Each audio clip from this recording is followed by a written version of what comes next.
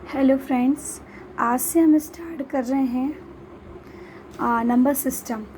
तो ये भी हमारा ट्रिक वाइज ही रहेगा और ये मैं बता दूँ आपको फॉर ऑल कॉम्पिटिटिव एग्ज़ाम, सारे कॉम्पिटिटिव एग्ज़ाम के लिए काफ़ी यूज़फुल है। तो इसमें देखिए नंबर सिस्टम जो है वो अपने आप में एक बहुत बड़ा टॉपिक है।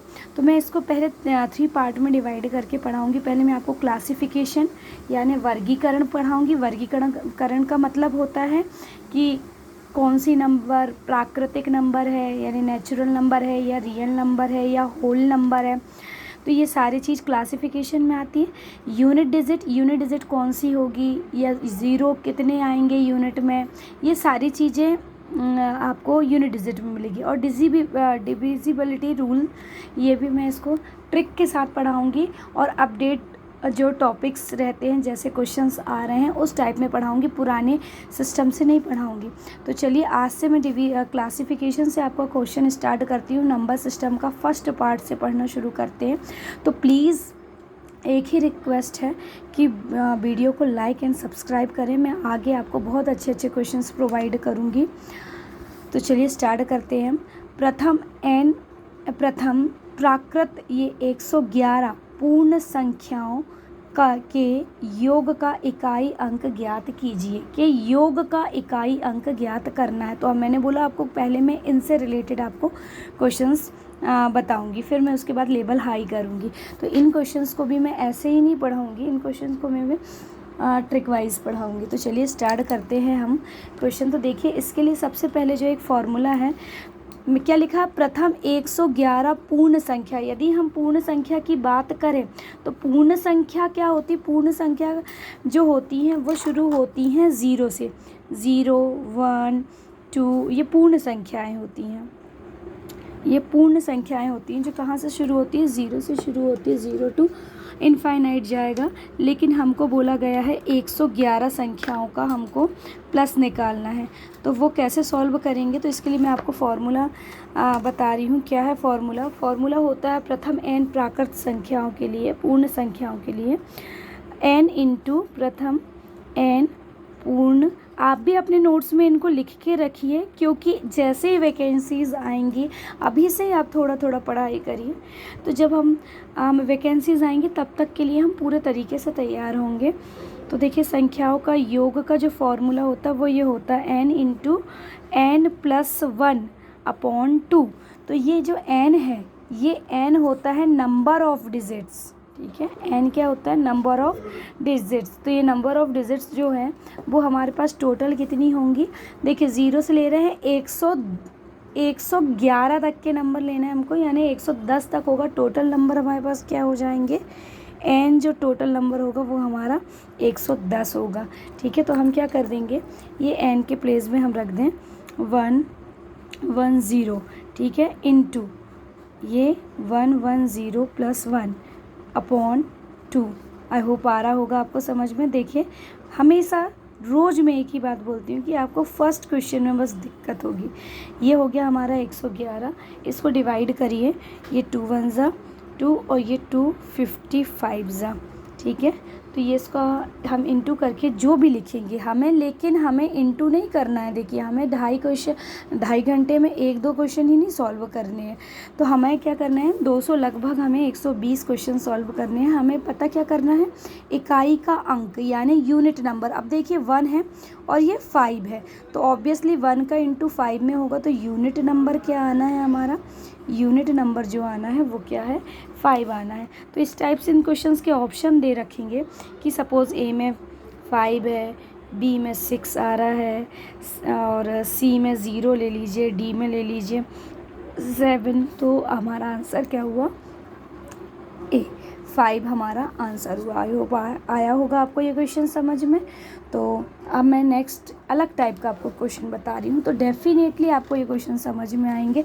आप प्लीज़ वीडियो को एंड तक देखिए और हर एक क्वेश्चन आपको अलग महसूस होगा। देखिए क्या है, यदि सपोज़ एक क्वेश्चन मैं आपको यहाँ लिख के दे रही हूँ, 81 इंटू 82 इंटू 83 टिल टू 89 तक इन नंबर का हमको इन नंबर का मल्टीप्लिकेशन करना है और बताना है कि जो यूनिट नंबर होगा वो क्या होगा, यूनिट नंबर क्या होगा। तो हम इस वाले क्वेश्चन में क्या करेंगे, तो इस वाले क्वेश्चन में देखिए क्या होगा। क्या इस वाले क्वेश्चन में कहीं 85 भी आएगा, 85 आया।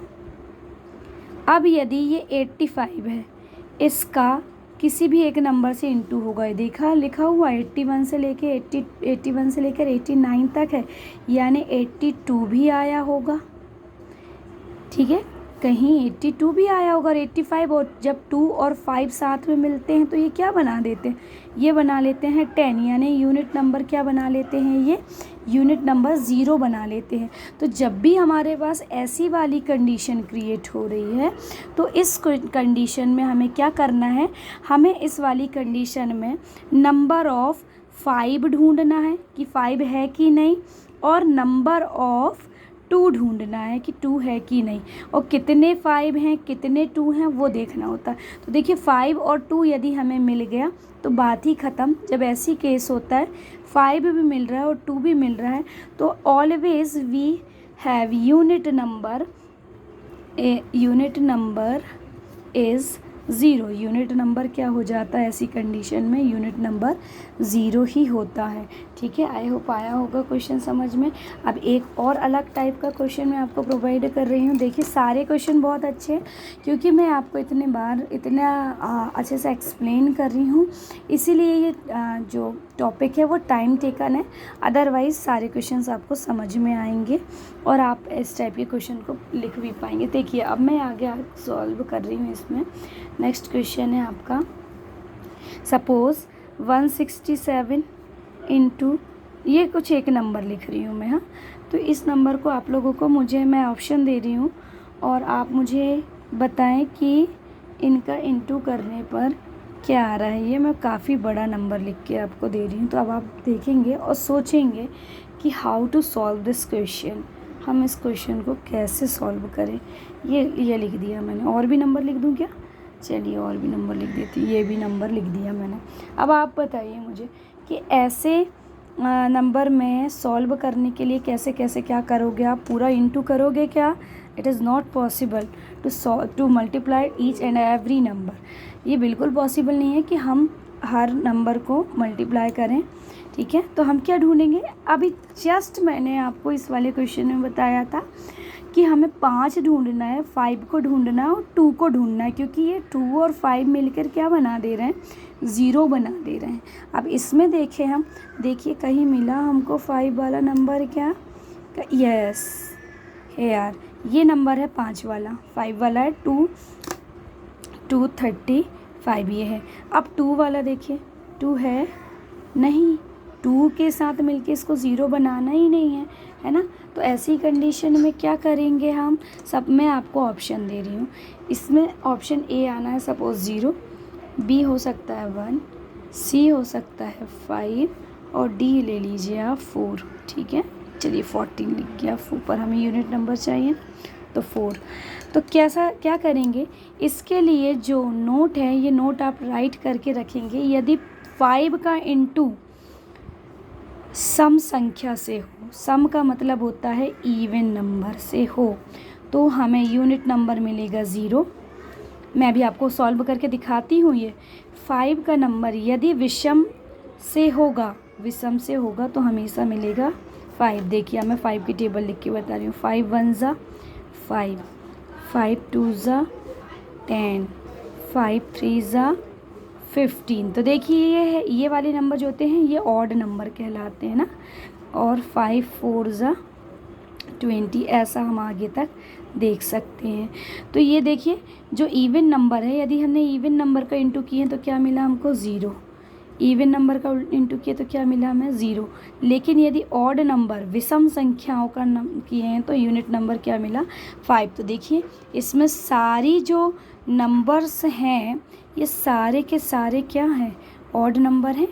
5 के साथ हमारे पास ये एक अकेला 5 है, तो किसी भी एक नंबर से हम इंटू करेंगे तो वो क्या बन जाएगा, 5 बन जाएगा। तो इसका इंटू किससे हो रहा है भैया, विषम नंबर से हो रहा है ना, तो विषम नंबर से होगा तो आंसर क्या आना चाहिए, 5। देखिए मैंने आपको ये राइट करके बताया, ठीक है। तो आंसर विल बी 5।